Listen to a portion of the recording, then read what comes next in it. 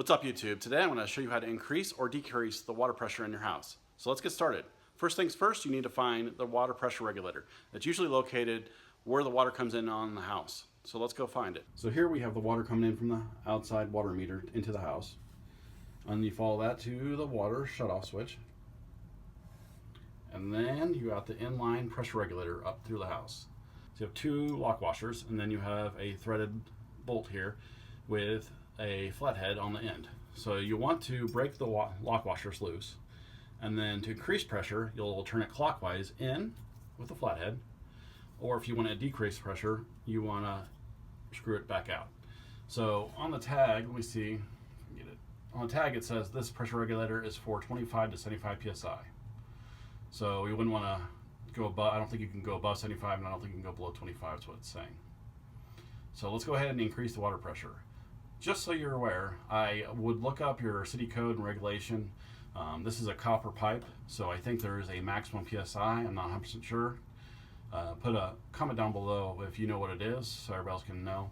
But I probably wouldn't go above 80 PSI on copper pipe.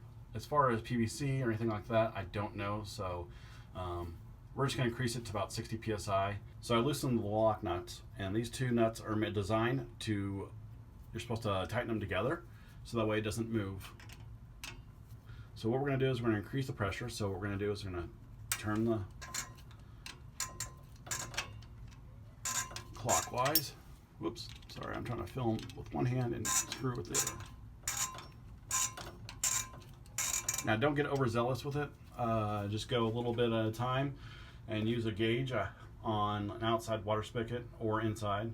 You can buy the gauges at Menards or Home Depot. I know Rainbird sells them on Amazon for like $6. I got them cheaper on Amazon, but if you need to do it today, you can go to Lowe's or Home Depot for about $10. So now that this is done, we'll need to tighten up the lock washers. We're going to tighten them up here, and then we need to tighten them together so that way this bolt doesn't move back and forth. Now, let's test it now.